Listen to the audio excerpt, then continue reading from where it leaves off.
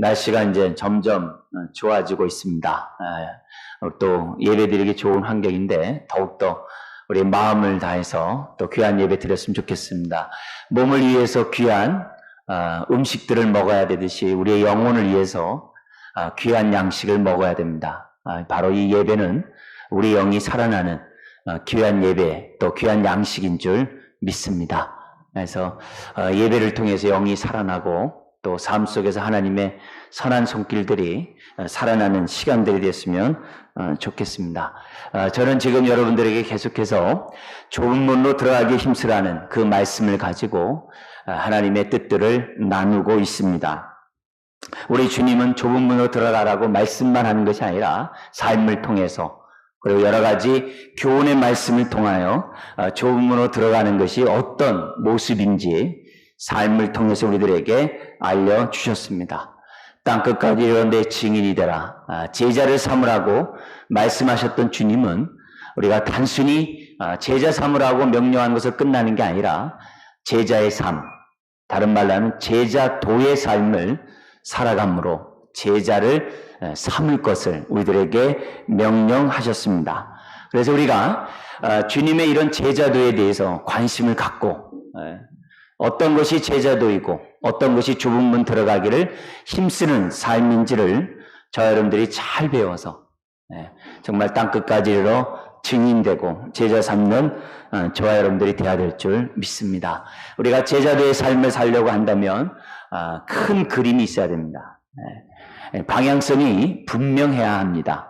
그래서 큰 틀을 저와 여러분들이 먼저 분명히 가진 다음에 제자도의 삶을 살 때 제대로 살아갈 수가 있습니다. 그래서 오늘 읽었던 이 본문의 말씀을 통해서 우리가 어떻게 제자도의 삶에 대한 큰 그림을 그려야 하는가 한번 우리가 좀 살펴보면서 좁은 문 들어가기를 힘쓰는 저와 여러분들이 이런 오늘의 말씀에 따라 큰 그림을 가지고 제자도의 삶을 살았으면 좋겠습니다. 여러분, 성경은 한 사람의 역사를 기록한 게 아닙니다. 성경은 하나님의 구원에 관련된 하나님의 뜻을 기록한 것이 성경입니다. 그래서 성경이 기록된 한 사건, 한 인물에 대한 그런 말씀들은 우리들에게 매우 소중합니다. 성경에 이스라엘의 역사를 이 구약이 기록하고 있음에도 불구하고 많은 부분들이 생략되어 있다는 것을 기억해야 합니다. 마태복음 1장에 보면은 족보가 나오죠. 그래서 마음 먹고 성경 읽다가 이제 지쳐서 포기하게 하는 것이 마태복음 1장입니다. 그렇지만 1장에 나와 있는 그 족보를 우리들이 제대로 이해해야 예수님이 다윗의 후손으로서 구약에 예언된 메시아로서 다윗의 혈통에 따라 태어난 분이라고 하는 그런 귀중한 진리를 족보를 통해서 배우게 됩니다. 근데 그 족보도 42대, 14, 14대 42대를 기록하고 있습니다만 실제적으로 세어보면 41세대밖에 없어요. 41대밖에 없습니다. 하나가 없어요. 그럼 뭐 잘못됐냐? 그게 아닙니다. 왜냐하면 다윗이라는 이름이 숫자로 하면 14입니다.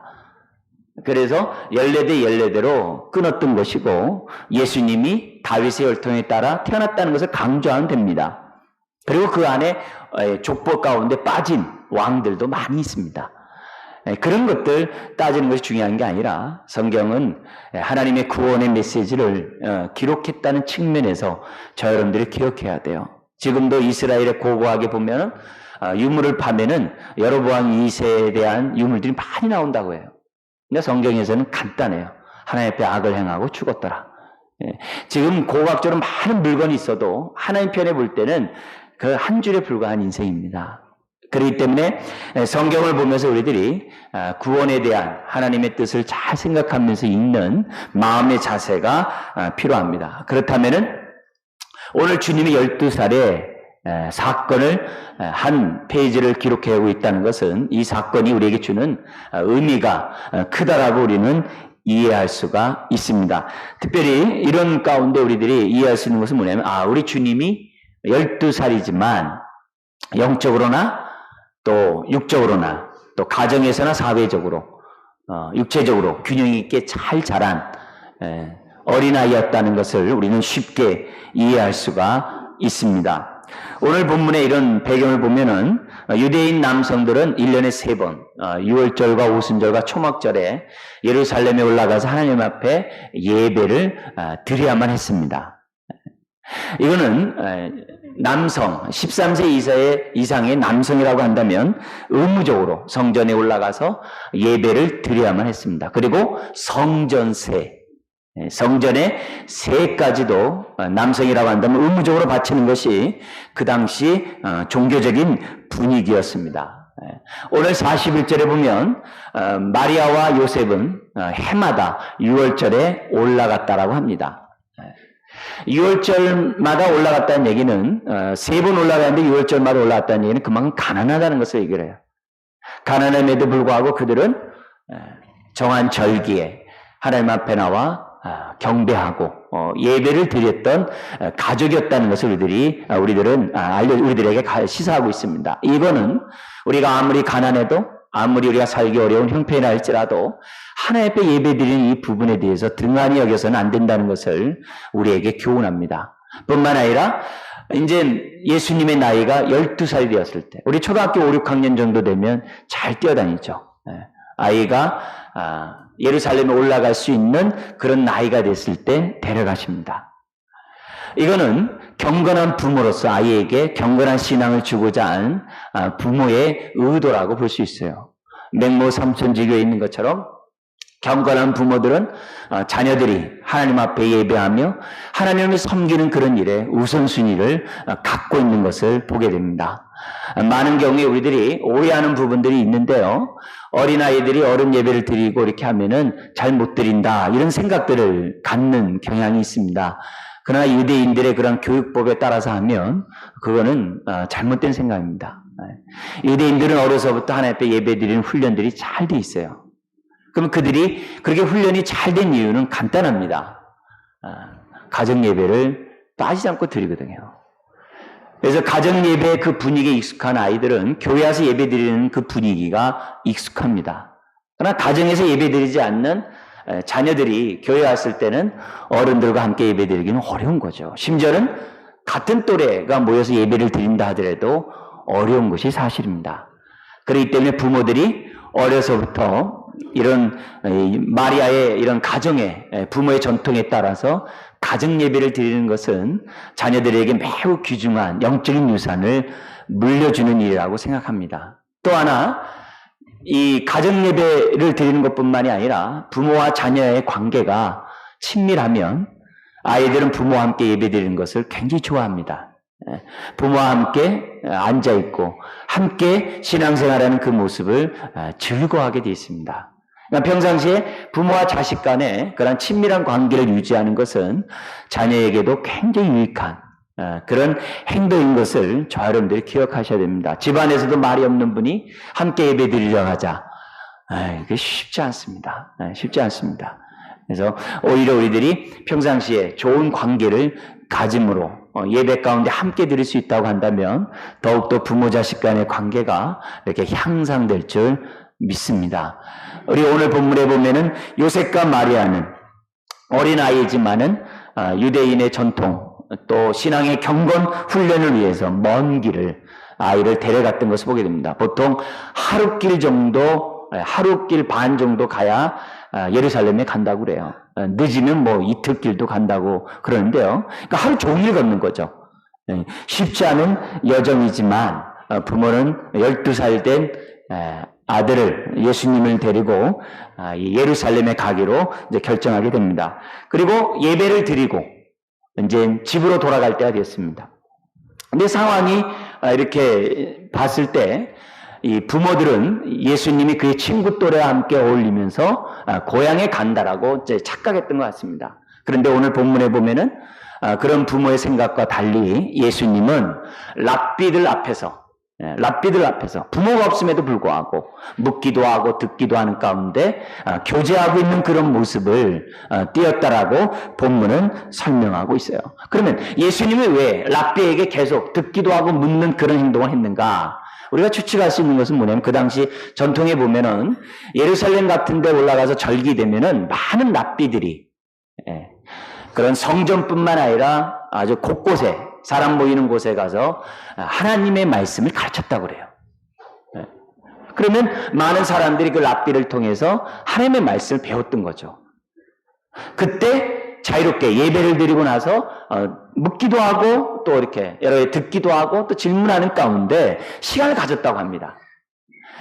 예수님이 계속해서 랍비 곁에 서서 말씀을 듣고 질문하는 그런 행동을 한 것을 보면 그의 부모와 함께 랍비 곁에서 말씀을 듣는 훈련을 했다라고 우리가 추측할 수 있어요. 예수님이 부모와 떨어져 가지고 정신 팔려서 이렇게 있다라는 이런 것보다도 부모를 못 만나게 되니까 또 랍비 옆에 있을 수 있다라고 생각하죠. 어쨌든 아들이 없는 것을 발견하고 다시 돌아와서 아들을 찾았는데 3일 만에 찾는데 예수님이 어디에 있었다고 그럽니까? 랍비 앞에 서서 듣기도 하고 질문하는 그런 시간을 보내고 있었다는 거예요. 근데 주님의 질문이 얼마나 지혜로웠든지 뭐라고 얘기하냐면 그 주변에 있는 사람들이 다 어떻게 돼요? 놀랍게 여겼다라고 47절에 설명합니다. 우리 한번 읽어볼까요? 듣는 자가 다 그 지혜와 대답을 놀랍게 여기더라. 그러니까 이 요셉과 마리아는 6월절 그 기간, 보통 이제 한 주간 이제 지키는데요. 그 한 주간 지키는 동안 다 지키지 않고 중간에 돌아갔던 것 같아요. 그렇지만 예수님은 6월절 그 기간을 온전히 한 주간을 성전에 머물면서 하나님의 말씀에 대해서 질문도 하고 듣는 그런 시간을 가졌다는 거죠. 자, 이런 모습을 보고서 그의 부모는 놀란 거죠. 여러분 자식을 여러분 부모들은 잘 다 아시죠? 그죠? 가슴이 다 정말 아찔하죠. 근데 그런 모습 가운데 예수님의 이런 지혜로운 주변 사람들에게 놀랍게 하는 모습은 눈에 보이지 아니하고 예수님을 발견하자마자 그의 부모가 놀라서 얘기를 합니다. 48절 읽어볼까요? 그의 부모가 보고 놀라며 그의 어머니는 이르되 아이야 어찌하여 우리에게 이렇게 하였느냐 보라 내 아버지와 내가 근심하여 너를 찾았노라. 그런데 아주 맹랑하게 정말 어떻게 보면은 정말 이해할 수 없는 그런 대답을 합니다. 아유 엄마 저도 찾았지만 죄송해요 못 찾아서 여기 있었어요. 뭐 엄마 죄송해요 뭐 여러 가지 얘기할 수 있었겠죠. 근데 주님의 답변은 49절 같이 답변합니다. 뭐라고 답변합니까? 예수께서 이르시되 어찌하여 나를 찾으셨나이까? 어찌하여 나를 찾으셨나이까? 내가 내 아버지 집에 있어야 될 줄을 알지 못하셨나이까? 어떻게 보면 맹랑한 대답을 합니다. 근데 지금 누가는 많은 성경을 얘기하면서 이 말씀을 기록했다는 거죠. 이 말씀이 주는 의미가 있다는 거죠. 무엇보다도 예수님은 자기 자신이 누구인지를 알았다는 거예요. 12살 되었을 때 자기가 누구인지 알고 자기가 어디에 있어야 할 줄을 예수님은 아셨다는 것을 우리에게 보여줘요. 근데 이 말에 대해서 부모는 이해했더라? 아니야, 이해하지 못했다. 이해하지 못했다. 이래요. 비록 그의 부모가 어려서부터 예수님에 대해서 잘 들었어요. 천사를 통해서, 목자를 통해서, 시므온과 안나와 같은 선지자를 통해서 예수님이 인류의 죄를 대신 담당할 분이라는 분을 이미 알았어요. 가브리엘 천사를 통해서 너무 똑똑히 들었어요. 세례 요한의 어머니인 엘리사벳을 통해서도 들었어요. 동방박사의 예물을 통해서 예수님이 어떤 아이였다는 것에 대해서 다 알고 있었어요. 그렇지만 지금 예수님이 하는 그 말씀에 대해서는 부모조차도 이해하지 못했다라고 얘기를 합니다. 그리고 51절에 보면 예수님은 부모를 따라서 고향으로 돌아갑니다. 그리고 18년 동안 그가 30살이 되어 율법은 30살 때서부터 공적인 일들을 행할 수 있습니다. 그래서 성전에서 직분을 맡고 제사장으로서 또 선지자로서 그러한 소임을 감당할 수 있는 나이가 율법에는 30살이에요.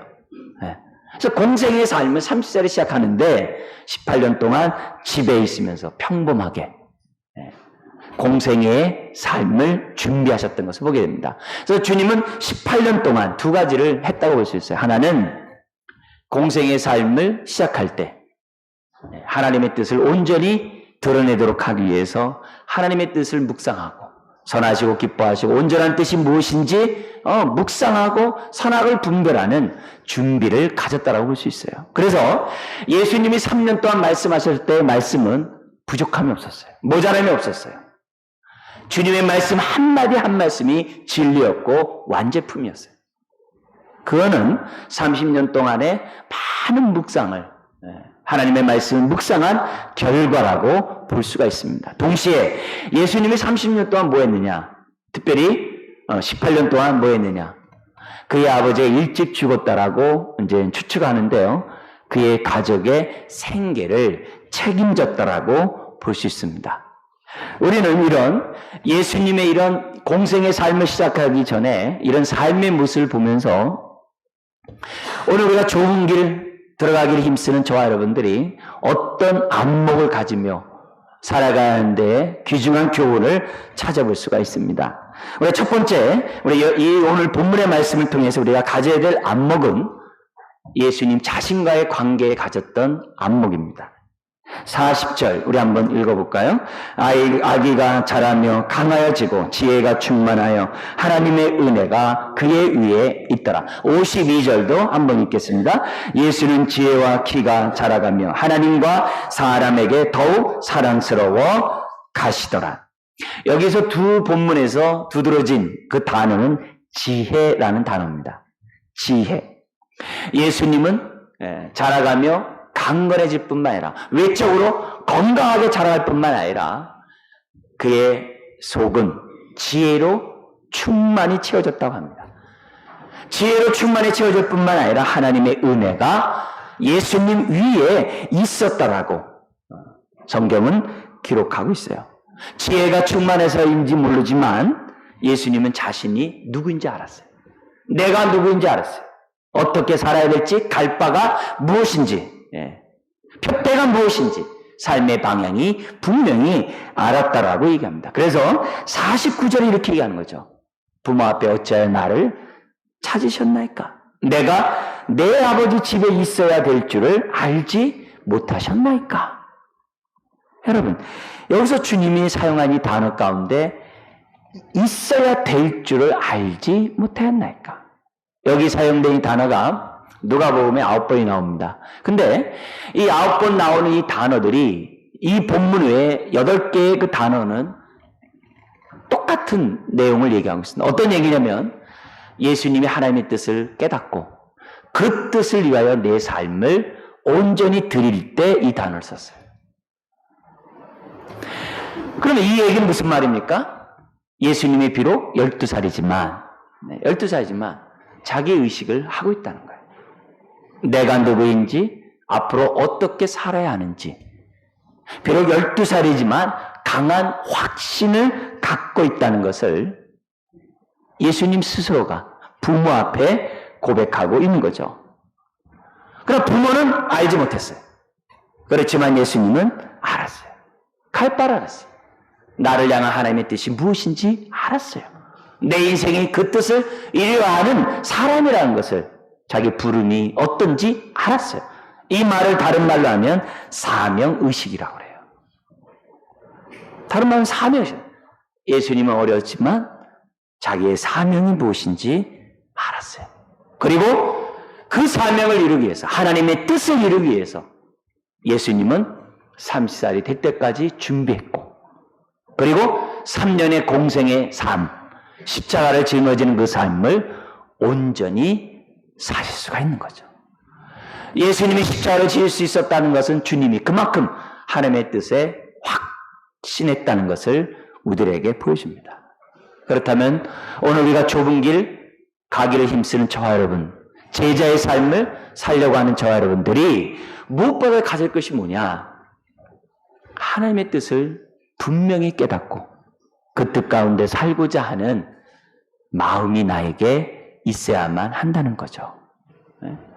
오늘 나를 작동하는 그 뜻이 뭐냐 이게. 내 뜻이 나를 움직이는가? 아니면 하나님의 뜻이 나를 움직이고 있는가? 내가 삶을 살아가는 방향성이 무엇인가? 세상 사람들처럼 이 땅에서 성공을 하는 것이 내 삶의 목표인지 아니면 하나님의 뜻을 이루는 것이 삶의 목표인지를 조금 들어가기 힘쓰는 저와 여러분들이 무엇보다도 가져야만 한다는 겁니다. 네? 여러분, 이 부분에 대해서 우리는 분명히 가져야 돼요. 만약에 우리가 나를 향한 하나님의 뜻을 알지 못한 우리는 세상 사람처럼 살아갑니다. 신앙을 갖더라도 기복신앙을 갖게 돼 있어요. 네. 기복신앙을 갖게 돼 있어요. 무속신앙 속에서 신앙생활을 하게 돼 있는 것이 우리들이에요. 그렇기 때문에 오늘 내가 하루를 살아갈 때 나를 움직이고 내 마음을 잡고 있는 하나님의 뜻이 무엇인지를 분명히 하셔야만 합니다. 주님은 먼저 그 나라와 그 일을 구하라고 했어요. 나를 향한 하나님의 뜻이 무엇인지, 너를 부르신 목적이 무엇인지 분명히 알라고 했어요. 알아야 우리가 그 뜻대로 살아갈 수 있고 주기도문처럼 하늘에서 이룬 뜻이 이 땅에 이루어지이다. 나를 통해, 우리를 통해 그런 기도를 저와 여러분들이 행할 수가 있습니다. 여러분, 우리가 원튼 원치 않든 우리는 이미 세상에 물들어 있어요. 또 물들어 갑니다. 그래서 우리의 생각에서부터 하나님의 뜻과 다른 것을 분별해야 하셔야 됩니다. 이 땅에 살아가는 그 목적에서도 분별할 뿐만이 아니라 내 안에서부터, 사실 바깥에 있는 것은 내 안의 결과입니다. 내가 잘못된 생각을 갖고 있는 것들을 구별해내야 됩니다. 그렇지 않고 무늬만 우리가 신앙생활하고 무늬만 좁은 길 간다라고 얘기하면 로세처처럼 넓은 길 쳐다봅니다. 뒤돌아보다가 소금기둥 돼요. 좁은 길 가면서도 확신이 없을 수 있어요. 왜요? 하나님의 뜻을 내가 확실히 깨닫지 못하면. 그렇기 때문에 저나 여러분들이 늘 하나님의 말씀을 듣는 가운데 뜻을 분별해야 돼요. 그래서 내 안에서 하나님의 뜻과 다른 부분이 있으면 잘라내야 돼요. 예를 들면 내 자신이 우주의 중심이다. 동양 철학에서는 아주 핵심이죠. 동양 가운데 살아가는 사람들은 내가 소우주라고 다 얘기하잖아요. 이런 개인주의 정말 위험합니다. 뿐만 아니라 내가 갖고 있는 소유물이 곧 나를 대변한다라고 하는 이 소비주의다. 사람들이 명품 같은 거 왜 가져요? 그게 자기 있냐 착각하기 때문에 그런 거죠. 예. 그런 소비의식이 내 머릿속에 자리 잡고 있는 한 좁은 길 못 갑니다. 하나님의 뜻을 분별할 수가 없습니다. 심지어 지금같이 이렇게 막 우경화된 여러 나라들의 모습들이 있죠. 그런 국가주의 속에서 살아간다고 한다면 하나님의 선한 뜻을 이룰 수가 없습니다. 심지어는 우리 상대주의들이 있죠. 나는 네 생각과 달라 하면서 자기 생각에 옳은 대로, 전형적인 원죄죠. 원죄는 하나님 없이도 자기가 하나님 있냐 착각하면서 살아가는 거. 그게 오늘날 상대적 이 도덕주의들이 많아요. 네 생각 그러니 내 생각은 이래. 누가 뭐라 하면 기죽이지 말라 그러고. 그런 모습들이 우리들 안에, 이런 모습으로는 좁은 길 갈 수가 없어요. 그리고 모든 것 중에 오직 물질만 중요하다고 하는 이 과학적 자연주의 얼마나 많은지 몰라요. 지금 대학 강단 다 지배했죠. 지금 우리 세상의 창조론 우리가 조금이라도 주장하면요, 지금 유명한 학계는 다 물러납니다. 그래서 한때 이 추방이라는 이 다큐멘터리 영화가 나온 게 있어요. 이 추방이라는 그 영화가 뭐냐면은 어쨌든 지적 설계라는 그 말을 입 밖에만 내도 미국의 유명한 연구소나 대학 교수 다 잘립니다. 워싱턴의 그 유명한 그 과학 박물관에 그 사람도 지적 설계 얘기했다가 그 즉시 잘렸어요. 지금 세상이 얼마나 무서운지 몰라요. 진화론을 얘기하지 않으면 돈 받을 자격이 없다는 게 세상이에요. 이런 속에서 살아가고 있는 우리들이 조금이라도 정신 차리지 못하면 어디로 갈지 몰라요. 포스트 모더니즘이란 말도 여러분 들어보셨죠? 이런 모든 것들에 대해서 우리들이 신경 쓰지 않으면 안 돼요. 내가 곧 신이 될 수 있다고 하는 뉴에이지나 요즘에 또 무서운 게 있어요. 종교가 된 심리치료 있어요. 완전히 종교가 됐어요. 심지어 교회를 침투해서 심리치료가 최고있냐 하는 이런 모습들은 하나님의 선한 뜻을 분별하는데 다 방해가 됩니다. 그렇기 때문에 오늘 우리가 이런 메시지를 들으면서 그냥 아무 생각 없이 신앙생활하는 게 아니라 예수님처럼 분명한 자기 의식을 가지고 하나님의 선하시고 기뻐하시고 온전한 뜻이 무엇인지 분별하고 그 뜻을 이루면서 저나 여러분들이 살아야 한다는 거죠. 여러분, 이런 하나님의 뜻 가운데 살고자 하는 사명의식 없이 좁은 길 갈 수 없어요. 좁은 문 들어갈 수 없어요. 두 번째, 우리가 좁은 문 들어가기 위해서는 제자들의 삶을 살려면 어떻게 되느냐? 자신과의 관계뿐만 아니라 하나님과의 관계에서도 분명해야 됩니다. 특별히 하나님과의 관계에서 어떤 부분이 분명해야 되냐면 40절에 보면 이런 말씀이 있습니다. 예수님, 그 지혜가 충만한 하나님의 은혜가 예수님 위에 있더라 그랬어요. 여러분, 우리가 이 땅에 살아가면서 은혜를 망각하면 안 됩니다. 은혜를 무시하면 안 됩니다. 우리는 은혜 안에 자라가야 되고, 은혜 안에 거해야 되고, 은혜 안에 강해야 되고, 은혜 안에 옛사람을 이겨야 되고, 은혜 안에 새사람을 입어야 돼요. 은혜를 떠나면 결코 좁은 길을 갈 수가 없어요. 마치 영적인 우리들의 뭐예요? 연료와 같아요. 네. 은혜를 떠나면 52절도 보십시오. 거기 보면 이렇게 되어 있습니다. 하나님과 사람에게 더욱 어떻게 됐다고 그래요? 사랑스러워 가시더라. 여러분, 지혜가 충만한 예수님은 자신의 사명의식뿐만이 아니라 하나님과의 지식도 너무나도 분명했어요. 하나님과의 관계도 너무 확실했어요. 그렇기 때문에 아까 봤던 우리 49절 다시 한번 보면 이렇게 되어 있습니다. 아이야 어찌하여 우리에게 이렇게 근심하게 하느냐. 거기에 대해서 예수님이 뭐라 그럽니까? 어찌하여 나를 찾으시나이까. 그 다음에 말을 한번 보세요. 내가 내 아버지 집에 있어야 될 줄 알지 못합니까? 내가 내 아버지. 하나님을 뭐라고 부릅니까? 아버지라고 불러요. 그리고 뭐라고 그럽니까? 내가 내 아버지 집에. 네. 여러분, 하나님을 올바로 알면 하나님을 아버지라 부릅니다. 네. 여러분, 우리 한번 솔직하게 얘기해서 하나님을 정말 친밀한 마음을 가지고 아버지라 부를 수 없다면은 아직 하나님을 제대로 아는 사람입니다. 제대로 믿는 사람 아닙니다. 하나님을 제대로 아는 사람은 하나님을 나의 아버지라고 불러요. 신앙은 하나님을 아는 지수에 자라가는 거예요. 내가 하나님을 제대로 알면 아버지라 부르게 돼 있습니다. 그런데 아버지라고 하나님을 제대로 모르기 때문에 염라대왕식으로 생각해. 무서운 하나님, 두려운 하나님, 공의 하나님 이런 쪽으로만 생각을 해요.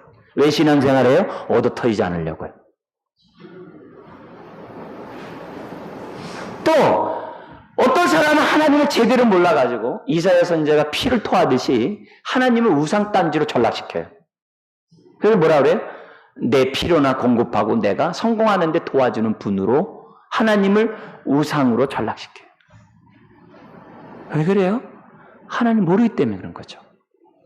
오늘도 내가 하나님을 잘 모르면 기복신앙 속에서 하나님을 우상으로 전락시켜요.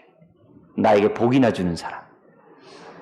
잘못 모르면 하나님을 심판의 하나님으로만, 염라대왕으로만 생각을 해요. 아니에요. 하나님은 우리의 아버지십니다. 하나님을 제대로 알면 하나님을 나의 아버지라고 고백하게 돼 있어요. 이거는 하나님과 나와의 관계에서 매우 귀중합니다. 아버지라는 관계가 돼야, 우리 다른 말로 하면 친밀한 관계라고 그래요. 하나님과 친밀한 인격적인 관계가 돼야 이 사람이 좁은 길을 갈 수 있어요. 신앙생활 올바로 할 수 있어요. 구원이 뭡니까? 죄로 말미암아 하나님과 깨어진 관계가 회복된 것이 구원이죠. 하나님과의 관계가 친밀하지 않으면 말씀을 들어도 아멘 할 수 없습니다. 그리고 아멘 해도, 말로는 아멘 해도 순종하지 못합니다. 내가 헌신한다고 하면서도 본전 생각납니다. 구제하면서도 누가 나를 안 알아주나 기대합니다. 누가 칭찬하지 않으면 옳은 길도 포기합니다. 왜 그래요? 내가 아직 하나님과의 관계가 온전하지 않고 친밀하지 않기 때문이죠. 하나님과의 관계가 친밀하지 않으면 헌신이 없어요. 자원함이 없어요. 즐거움이 없어요. 순종함이 없어요. 내 삶을 의탁함이 없어요. 그러니 변화와 성숙은 없죠. 누림과 자유라는 말은 먼 나라 얘기죠. 신앙의 정말 기본은 하나님과의 바른 관계를 가져야 돼요.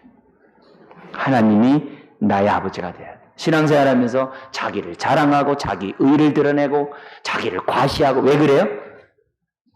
하나님과 관계가 친밀하지 않기 때문에 그래요.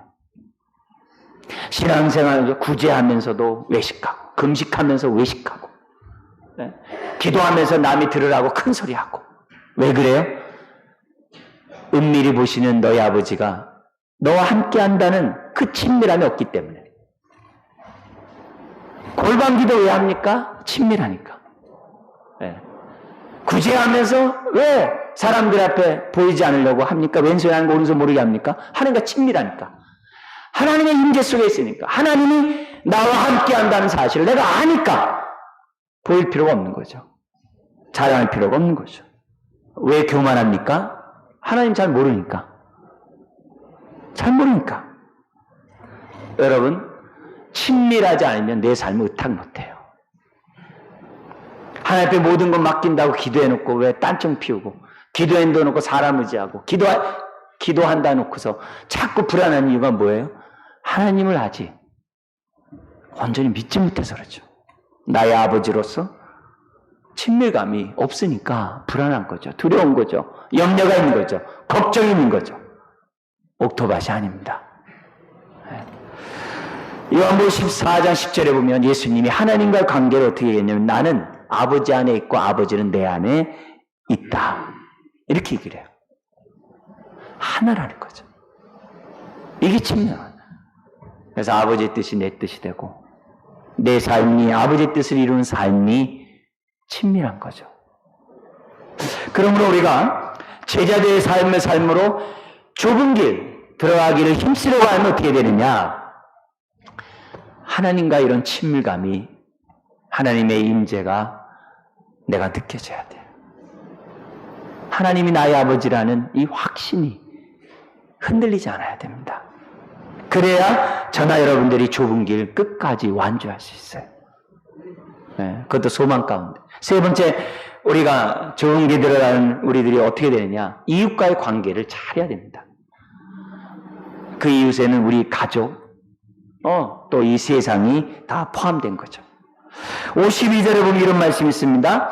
예수님이 더욱 사랑스러워 가시는데 누구에게? 하나님과 누구에게요? 사람에게. 하나님과 사람에게도 더욱 사랑스러워 가셨다 그래요. 이게 정상적인 거죠. 자라가면서 강해질 뿐만 아니라 지혜가 충만하고 늘 하나님의 은혜가 우리 가운데 있으면 우리는 하나님의 뿐만이 아니라 사람에게도 신뢰를 주고 사람에게도 사랑을 받는 그런 사람이 되어야 한다는 것을 우리들에게 보여줍니다. 그래서 사람에게 사랑스러워 갈 수밖에 없었던 그 모습이 그것뿐만 아니라 51절에도 우리가 추측할 수 있어요. 51절 같이 읽어볼까요? 예수께서 함께 내려가사 나사렛에 이르러 순종하여 받드시더라. 여러분, 순종하여 받드시더라. 순종하여 받든다는 얘기는 뭐예요? 아들로서의 책임을 다 했다는 거죠. 부모에게 또 동생들에게 또 이웃에게 다 했다는 거죠. 여러분, 그 사람 참 효자야. 뭐 보면 알아요? 부모에게 대한 태도 보면 알죠. 부모에게 태도를 보면, 한 태도를 보면 효자. 사람 참 좋다. 직장에게 잘하는 사람은 효자라고 그러지 않죠. 왜냐하면 직장은 이해관계가 있으니까. 아무 이해관계가 없는 가족에서 부모에게 효도할 때 그 사람 참 됨됨이 괜찮다 그러죠. 주님은 순종하여 받드셨다라고 얘기해요. 예수님이 하나님이 나의 아버지라고 해서 육신의 아버지를, 부모를 소홀히 여기지 않았다는 거예요.